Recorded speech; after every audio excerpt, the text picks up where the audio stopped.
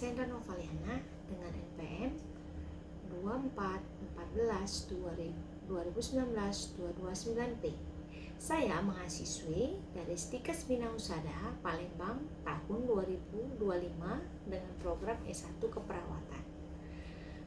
Saya akan menjelaskan untuk uji McNemar, di mana uji McNemar ini adalah materi dari MK atau mata kuliah biostatistik. Oke.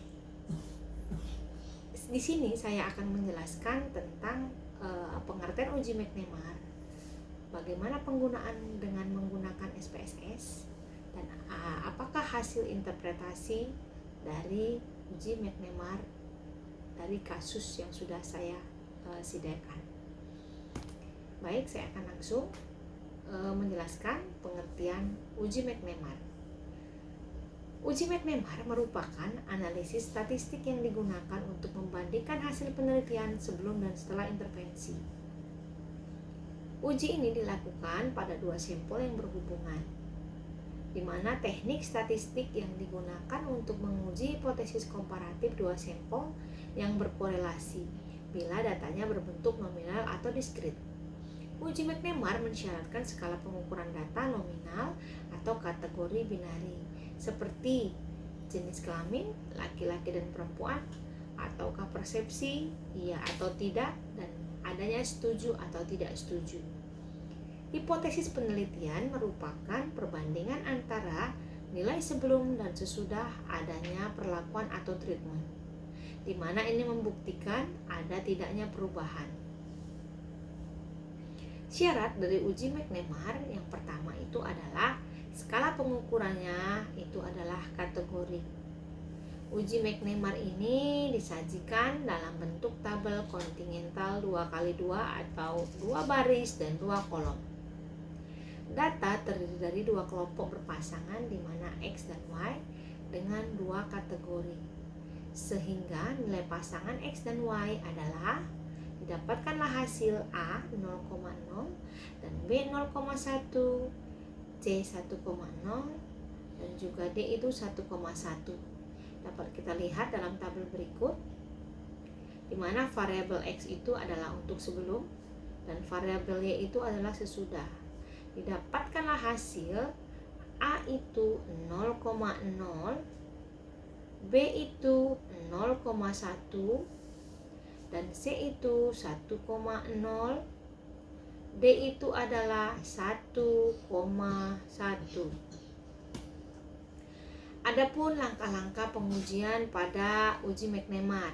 Yang pertama, tentukan hipotesis, di mana HO itu tidak terdapat adanya perbedaan persepsi sebelum dan sesudah adanya sosialisasi atau treatment.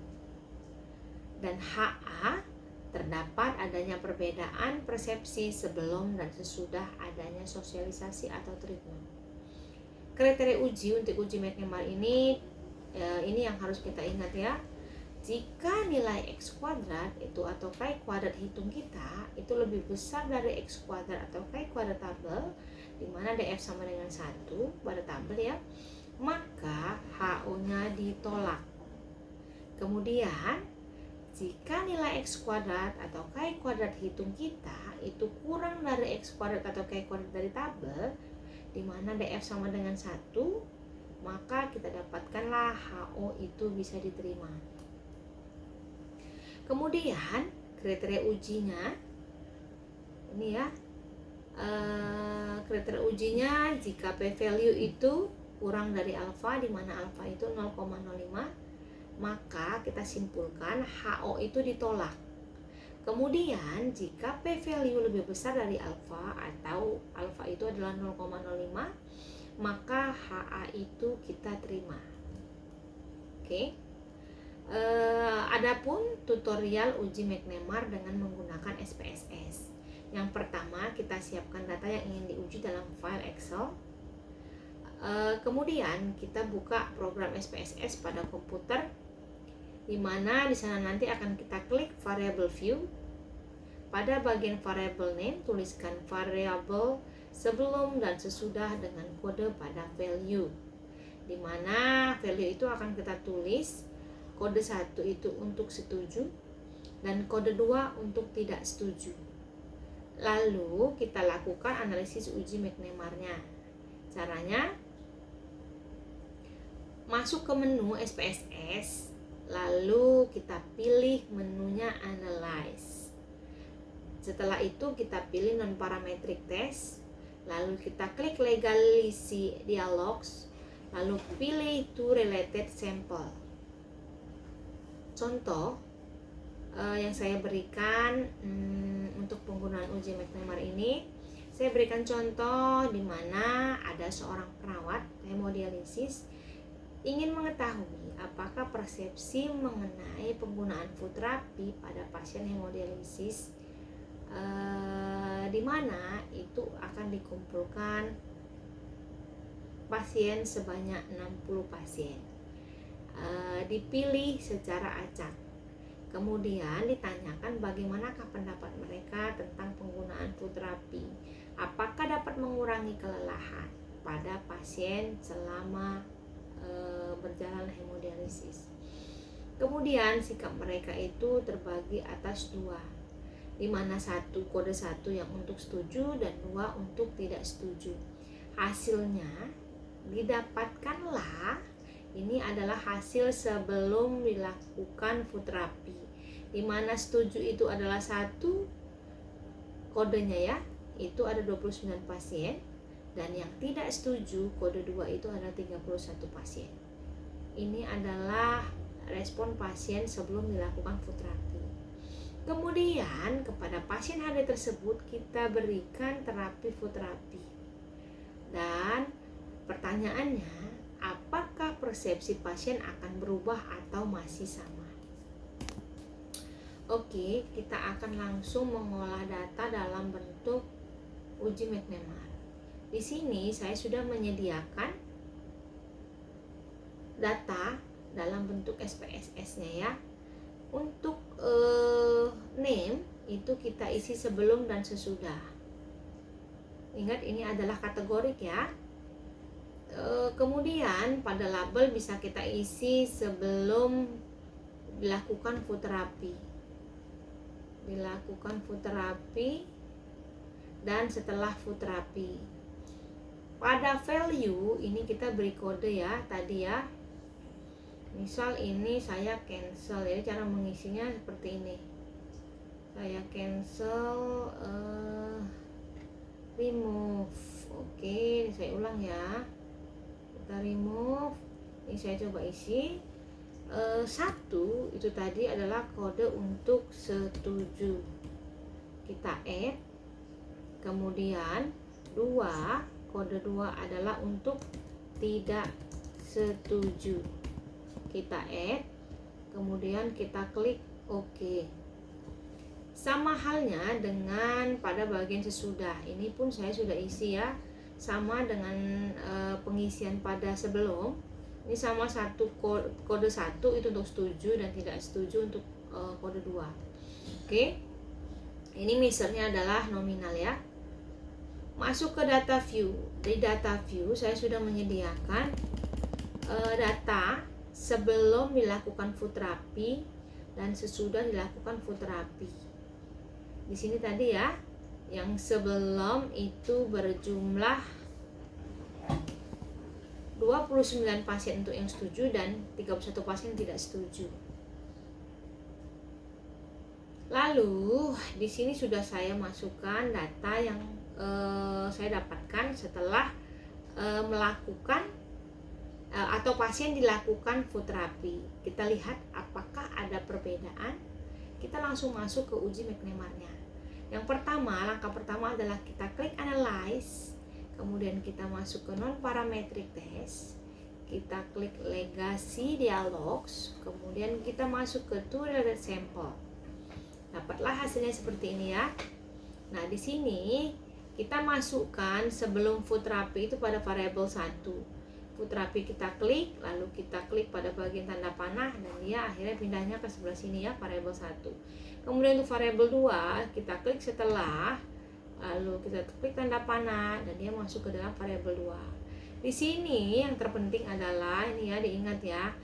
Wilcoxon ini kita hapus karena yang mau kita uji adalah menggunakan uji McNemar. Lalu kita klik uji McNemar-nya, kemudian kita klik OK. Nah, didapatkanlah outputnya adalah sebagai berikut. Oke. Di sini nanti saya akan melakukan interpretasi terhadap data tersebut. Yang akan kita ambil poin terbesar adalah di bagian tes statistik. Ini hasil yang sudah didapatkan dari data tersebut setelah dilakukan tes food therapy. Saya masukkan data tersebut ke dalam bentuk PPT. Jadi sudah saya masukkan ke dalam ini ya, PowerPoint ini ya. Nah, ini hasilnya untuk tes statistik yang saya dapatkan dari kasus di atas.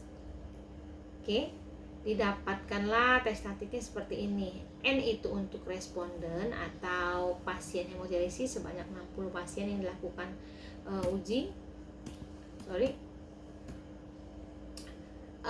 Chi-square itu 4,971 dan asim sign itu 0,026. Kesimpulannya dari data yang sudah saya olah ini adalah, nah ini ya penting ya, untuk tabel chi kuadrat,